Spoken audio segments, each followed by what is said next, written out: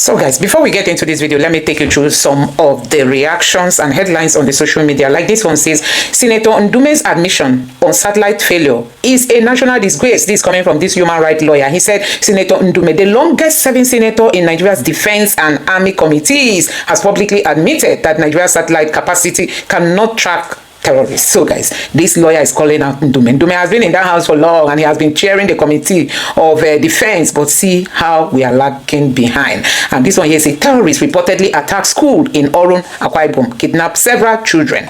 So guys, these are some of the headlines. And this one here says, if government cannot save us, we have right to call on international community. Obasanjo broke silence. So guys, when Peter Obi said it, they were crucifying Peter Obi. Ononuga said, Nigeria will never forget and Nigeria will never forgive Peter Obi. Now, Obasanjo is saying it. Let's see what his response is going to be. Breaking news, DSS summons Dati Baba Ahmed over inciting comment. Dati Baba Ahmed was on Arise TV news when he granted interview yesterday, but guess what they said? Some of the comments he made there were insightful and the DSS has invited him.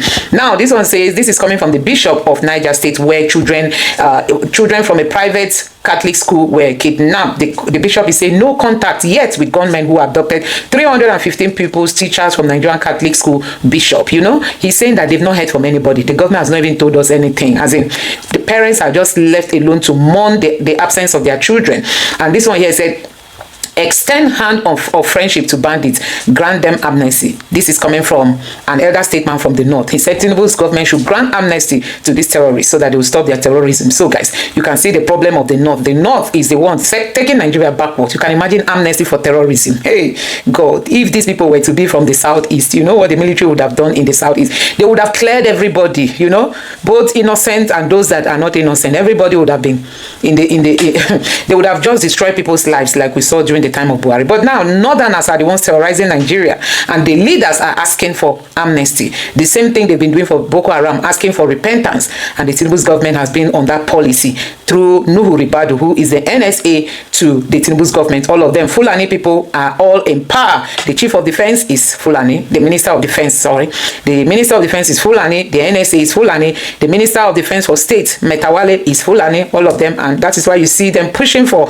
pardon for all these terrorists. But people from the southeast, they call them whatever name and say they should be sentenced to life imprisonment. This is coming from Senator Ndume. He said, if senators earn far more than the armed forces, while those risking their lives for national security receive far less, the president must urgently prioritize a wage and salary increase for the armed forces and other security agencies. So many people have been calling on Tinubu to increase the salaries of these people so that they can, you know, do their job happily. So guys, a whole lot is happening in this country, and you must have also heard that the EU has lambasted the Tinubu's government, saying abduction of over 300 Catholic school children in Nigeria shows Islamic terrorists feel untouchable and act above the law. They are above the law in Nigeria, and that is what the northern elder is saying, that they should give them amnesty because these people are above the law. Nobody's being prosecuted, nobody's being called out. So guys, let me now allow you to take a look at this video and let me know your thoughts in the comment section below. Please don't forget to subscribe and turn on the bell notification. Now take a look.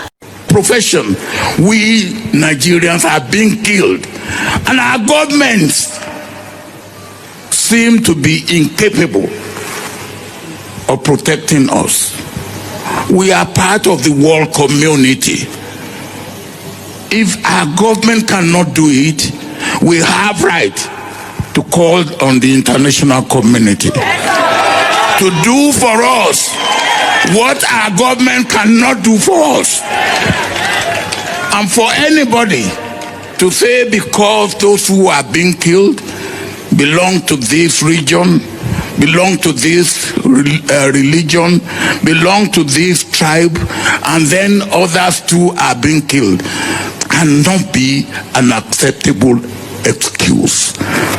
Before I left government, I know we had capacity to pick up anybody in Nigeria who commits crime anywhere. The capacity that we didn't have then is after we have identified and located such a criminal, we have no capacity to be able to pick him up without moving on land or by air. Now we have capacity. With drones, you can snip them up. You can take them out. Why are we not doing that? Why are we apologizing? Why are we negotiating? Speaking for those of us who have put in place anti-open grazing laws, we have our reasons for doing it, and we have no apologies whatsoever. Now, grazing route to where? From where to where? It's not going to work, and it's not working. Can anybody wake up one day and say, we will now take cows to Asoro to feed? We have passed that stage. Time changes, and we all must be prepared to change with time. Let cow, let beef, let it eat the rooftop. It will come down. Let it eat the rooftop. It will come down. Because if today, because of we want to eat beef, so people will be killing themselves. And it's because we don't want to ban the culture. People are killing themselves. Mr. President has said it. Anybody with AK-47 should be arrested. How many have been arrested? It's not issue of ethnicizing anything. We are saying if you have a culture that is destructive of the means of livelihood of others, the governors have a right to protect their own people, and they will do it. But it is not emotional. It's not an issue that has to do with emotion. It has to do with ethnicity. It has to do with means of livelihood. Your own means of livelihood you cannot use to destroy others. I love when the incapable government of Nigeria, Poverty Development Party, they have nothing again to say. They now ask the integrity, the temerity to question the qualification of General Buhari and look for his certificate.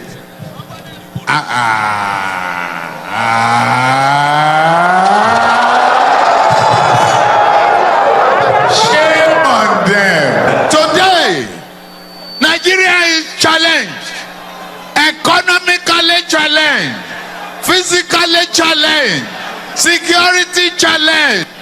Who do we turn to? Is the right man for the job. If you talk of military experience, he has it abundantly. If you talk of courage, he has it abundantly. If you talk of simplicity, he has it abundantly.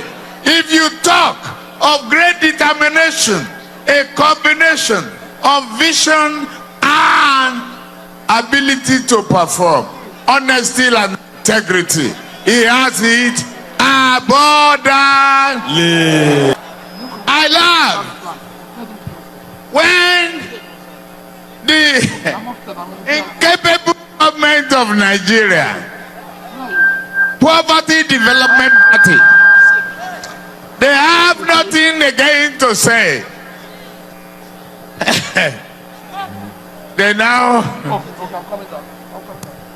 ask the integrity, the temerity to question the qualification of General Buhari and look for his certificate.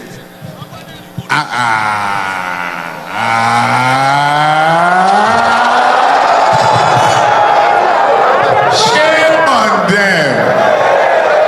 If they want to insult the armed forces institution, the military institution, they should change and turn to another cause.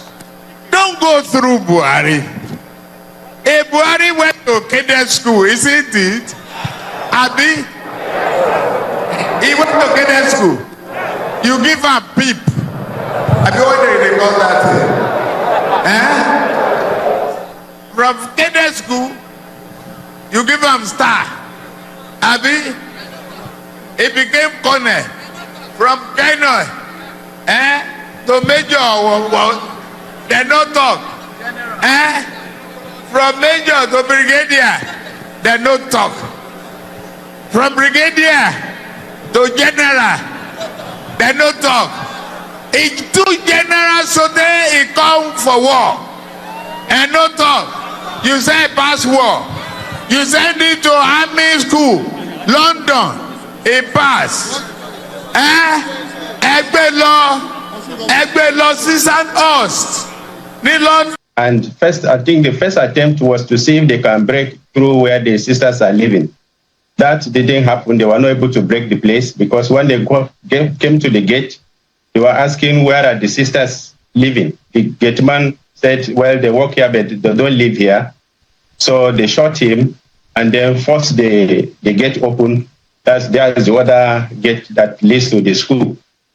They tried to, what do you call it now, force the gate that separated the sisters' convent and the school. That they didn't succeed. So eventually they now went to the hostel where we have the dormitory, where we have the children. And they were able to, they shot into the air because of, they shot into the air and everyone was scared. So many of them tried to escape, or many escaped into the bushes around. And so at the end of the day, they were able to make a way with some of them. And we don't know the number of pupils, students, and teachers taken away. As head count in the morning, when everywhere was calm, we had 303 pupils and students missing, and 12 teachers also not seen.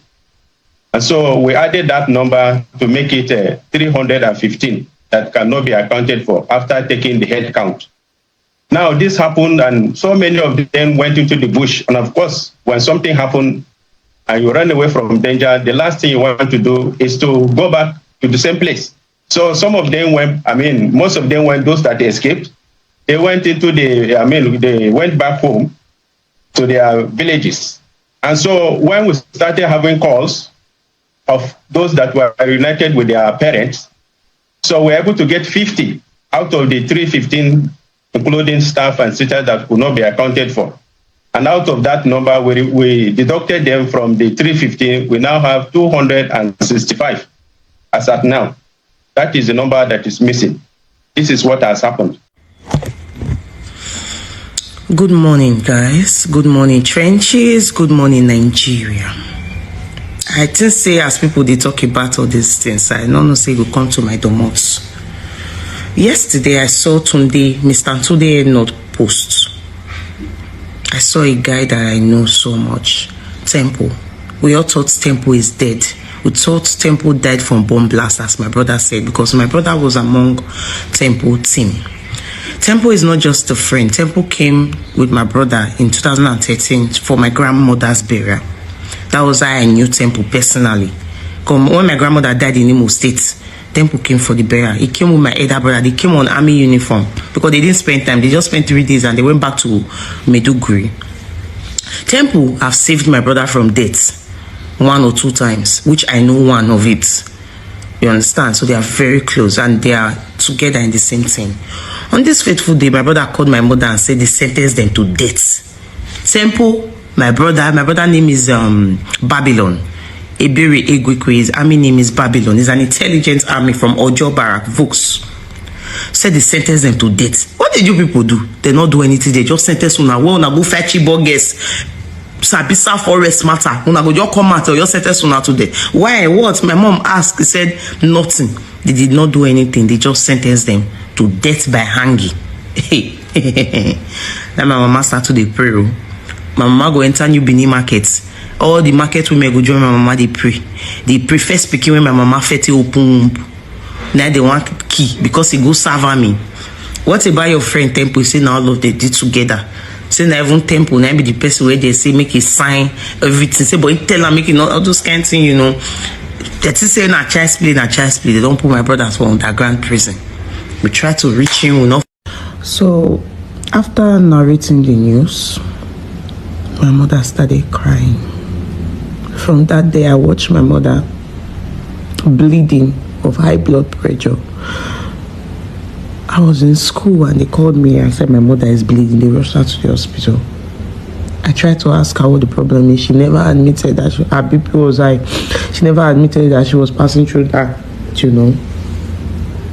After 2 years, my brother called and said they have released him. I think a year plus or so. So my mom asked him, I was small then, 2015 he came out. 2014, they locked them up and sentenced them to death. So 2015, when my brother came out, he called. We didn't hear from him. We just said, don't kill him. So we asked him, what about your friend? He said Temple died for bomb blast. We say, okay. Wow. So when he come out, they talk about him. My brother cry. I meet my brother. They cry for backyard. I say, bros, waiting. Say, get waiting your apple just. I say, just take waiting apple for Maiduguri. I say, wow. They say, Anabe. Any enemy no wish her to go there. I can't laugh. I can't say, you not gallant army. Now why you go there? So what's the way forward? They said they transfer him to Abuja. So from Abuja, they transfer my brother back to Lagos. From Lagos, they now transfer him back to Ibadan.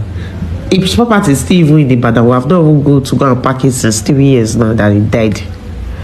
So from that Ibadan, they transfer my brother back to Maiduguri. Another 1 year again in Sabisa Forest. So he said when he got there, I said they say Temple don't die for bomb blast. I was so surprised to see him yesterday. Even if I still young that time, 2014-15, I still remember that guy. I said, now Temple be this. I showed my mama, I say, I can't fair. I saw the underground jail for 7 years plus going to 8 years. It's supposed fair now. So not the bit, I know the sis guy. Army job who fair, who black. So my brother can't go back to that Maiduguri. We come back. We can't do Thanksgiving. So as they come, bring woman come when you want marry. I liked her. From that day, I tell her and said, now my wife, I go they call you. I took her first delivery because I was working in the hospital. Now me personally did on duty that day. I tell her, I beg our daughter, I said I will take this delivery. So that was how it happened. So one day my brother said, no, they said they dismiss you. After you don't go fight how many years, they say carry you go back. Even the Oga there, he said one there was a commander that came one day and said, Ebere, you still dey Maiduguri? He said, yes, sir. They transfer him back to Maiduguri. So now that Oga tell them they release him. Sir, Ebere is not supposed to be here, blah blah blah. Say they can't tell and say he go resign. They say he never argue because he himself don't tire. All his friends don't die. All his team don't die. He won't go back. He even know too much. So he say he no go fit stay. He won't go back. My brother come back to Benin. We do Thanksgiving. We happy. You can't go back to a barrack where they stay. My birthday, July. Fast forward to July 2022. My birthday was 27. 29 nights. I had my birthday. In the morning, early morning, police call us. Say, now whether we know this also owner of this phone. Yes, that's our brother phone. Meanwhile, my elder sister don't see somebody post rest in peace on Facebook. You've not even contact somebody family that the person died and you've already posted the person picture to write rest in peace. So immediately I commented on the person post. I said, how dare you? That's my elder brother. Please take this post down. That was how the person took the post down of my brother rest in peace picture. So we called his phone.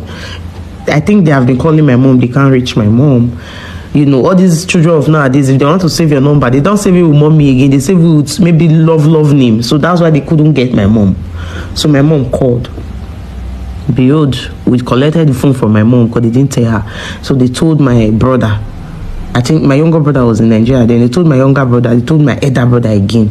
There was one. I have another elder brother and my elder sister and me. We are 5 in number. But since he's dead, we are now 4. He's the overall senior. So police say my brother get accident. Now they rescue him. Now they see body. Now they constantly commode the motor for the accident scene. Carry and go station. In overnight, he died. He get accident 8 p.m. In the morning for Ijebode Road. We don't from Benin go Ijebode, not too far. When we reach Ijebu, when my elder brother reach Ijebu, they around 1. All these pictures, they are all available. When my brother reach Ijebu, they around 1 p.m. They ask the police, where is my brother? Since he died yesterday night, it's supposed the police station there. They say the mortuary. Okay, take us to the mortuary. Where is this car? A car on this station. We will not even see the accident scene. So we follow them to the mortuary. Now only my brother and I in the mortuary. No other person for mortuary. Where they for go mortuary, be like from here to Kafacham. So they say they not think everybody come out again that night because they do dark. Behold, they reach there, they don't embalm my brother. I think say before they embalm dead body, you go fair let the family confirm if not they get it speaking. They embalm my brother. Nadia can't no say, oh, they cry where this boy they cry. Where I go catch him, they cry. Something he get waiting they know. He get waiting they know where they not talk. Where they say if una still come out, they see they find all of una. Okay, I'm not sure say any of that team remain. Only Temple they remain. Even the ones where they will leave, all of them they remain. When I see my brother picture, because I don't feel look am. When I see dead body where they don't embalm am, he not get injury. They say he go to somersault. He fall top of her. My brother don't get injury. It was so clean. They don't shave him. It was so clean. Everything was okay. The only injury where my elder brother gets for that accident, his leg break, bone come aside. That be the accident. Where the leg for break now, yeah. Now the leg for break when the bone come out. He don't get bruises of accident for body. They ask again inside this year. It's still they fresh my brain. I say the people where get accident with my brother, where them? They say when they rush, they go hospital. They can't forget my brother for double too. So that when they don't reach hospital, they can't say where driver. I say you know clear. Then they carry people go hospital for get driver. My brother said so they tell me. That's okay. This one, this year, I asked my brother this question. I say, the people where get accident with them, they don't injure. How they dey? Nobody check on them for hospital. They say they don't already reach before they don't say they don't carry my brother. I say, okay, oh. I say, okay. My family, that the family where not the care. If something happen to they don't vote, they go just take us as God stay talking. Now only we the grandchildren, then they stand say it does stop wetin dey happen make it happen finish. You see my papa people, they my dad, they don't like stress. No, they don't dey like fights. That's why my brother take die the bury and they don't know wetin happen. They don't even know how it take. The thing not clear. Motor self they just police say the boy no pay anything. Is a military person, yeah. So that call your post and go mortuary make the embalmer before your papa, mama, or his sisters and brothers confirm say that their family member be this. They don't embalmer with us, may find way so that we don't say yes, they do good job. And I be the only person where they that mortuary place. We'll check. They don't remove anything for a body before they bury him. Surprisingly, Temple comes. I believe my brother with 2 children. His wife was even pregnant before she died. Before my brother died, the wife was pregnant before my brother died. 2 children that made they train them for school. Officially, I sold one of my goods to change their school, just because of these circumstances that is happening. My brother is nowhere to come and pay their school fees anymore. Now me carry the cross for head. They know they settle army wife. Any army where they never see they settle wife. They don't even say okay, compensate them with this. Don't to talk of somebody where go Sambisa forest, go fight. They still accuse them, say why they go to confront their commander, or sentence them to death by anger. Omo. This country, not just be army, not try and say you want to go serve Nigeria. Not try. Instead, go be farmer. Farmer would live long, pass army. Can you give us a clear picture of what exactly transpired last week Friday, exactly a week today, when those children were taken? Thank you for having me, and good morning to you all. This is actually what happened. Friday between 1 a.m. and 3 a.m., the school was surrounded by bandits. And I think the first attempt was to see if they can break through where the sisters are living. That didn't happen. They were not able to break the place because when they came to the gate, they were asking where are the sisters living. The gate man said, well, they work here, but they don't live here. So they shot him and then forced the gate open. That's the other gate that leads to the school. They tried to, what do you call it now, force the gate that separated the sisters' convent and the school. That they didn't succeed. So eventually they now went to the hostel where we have the dormitory, where we have the children. And they were able to, they shot into the air because of, they shot into the air and everyone was scared. So many of them tried to escape, or many escaped into the bushes around. And so at the end of the day, they were able to make a way with some of them. And we don't know the number of pupils, students, and teachers taken away. As head count in the morning, when everywhere was calm, we had 303 pupils and students missing, and 12 teachers also not seen. And so we added that number to make it 315 that cannot be accounted for after taking the head count. Now this happened, and so many of them went into the bush. And of course, when something happened and you run away from danger, the last thing you want to do is to go back to the same place. So some of them went, most of them went, those that escaped, they went into they went back home to their villages. And so when we started having calls of those that were reunited with their parents, so we're able to get 50 out of the 315, including staff and teachers that could not be accounted for.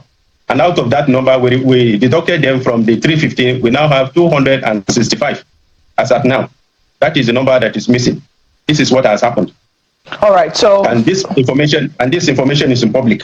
Yes, indeed, because we did see a statement from the president, actually, yes, from the president, not the presidency, now, on Sunday, confirming that, I think they even said 51 students were reunited with their parents, and they were home with their parents. So can you speak to us about what this controversy is really about?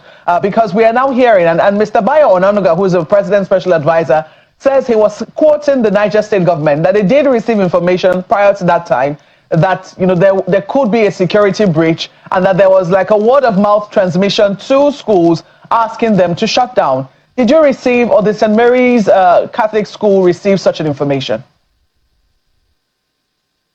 Well, what I do know is that in 2021/2022, we had rumors that the school would be attacked. So what we did was to shut down the school immediately and close the place. We now reinforce the security system there that we have in place.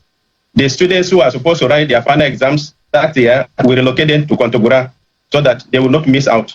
So the place was shut for 5 months while we built the security fence and employ more security men to mind the gate. Now, when we're able to do that, we now resume as other schools are running.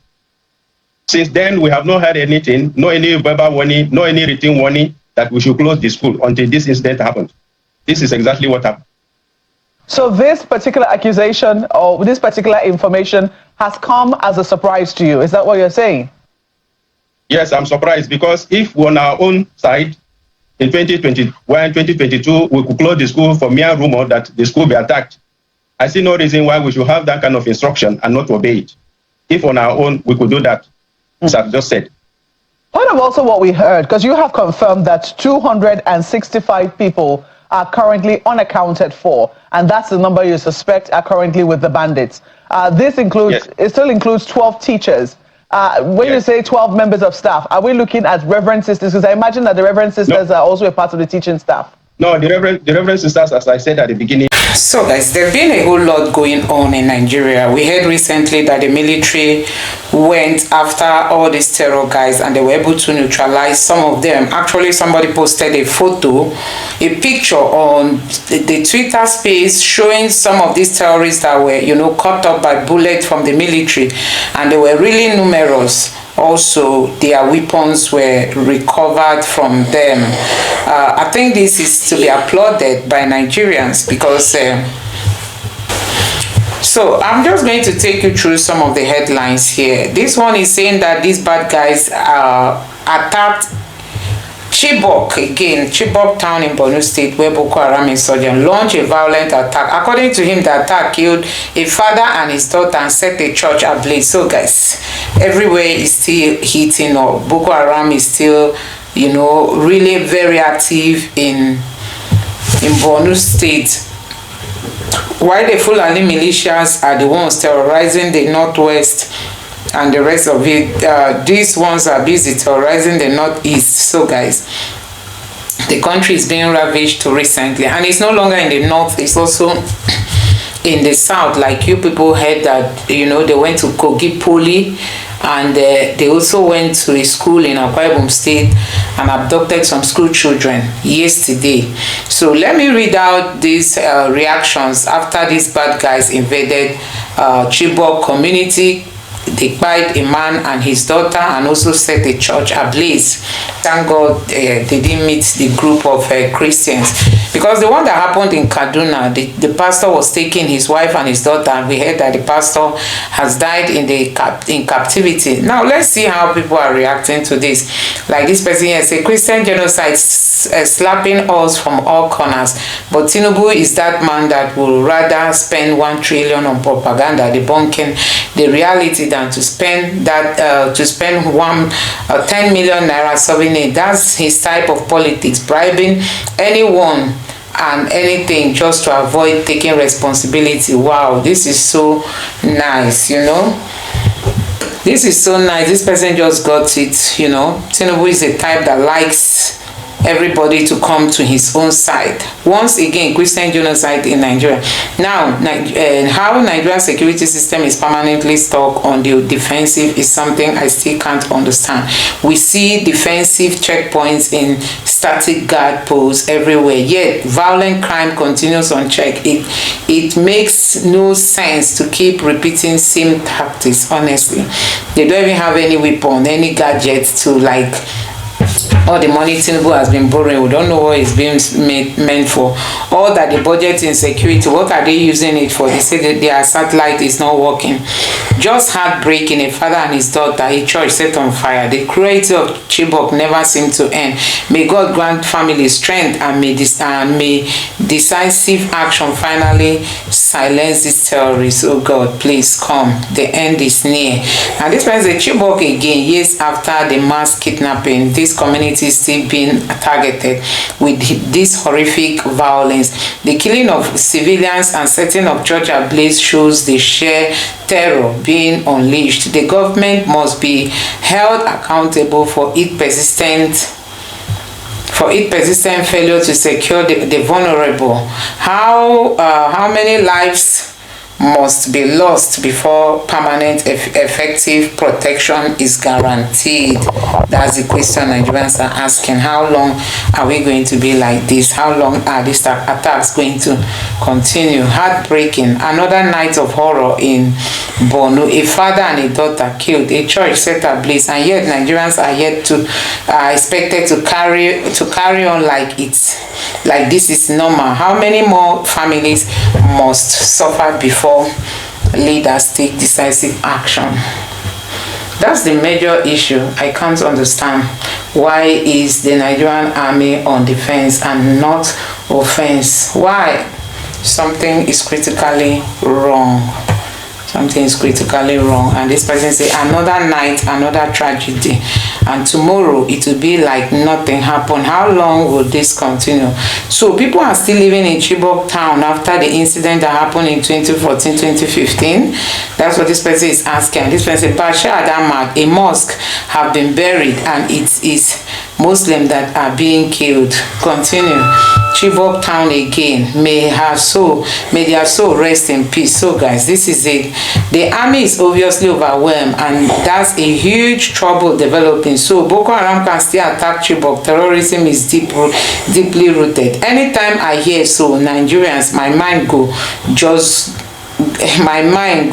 cut. My father. Again, this community don't finish. Things are getting worse. Trump is seeing this, I believe. Oh my God. So guys, this is it. Nigerians are lamenting after Another attack hit the Chibok community. People are wondering, how is it that these people, it doesn't mean that they cannot be raided. Anyway, we've been told that the Nigerian satellite is not working. It's not working.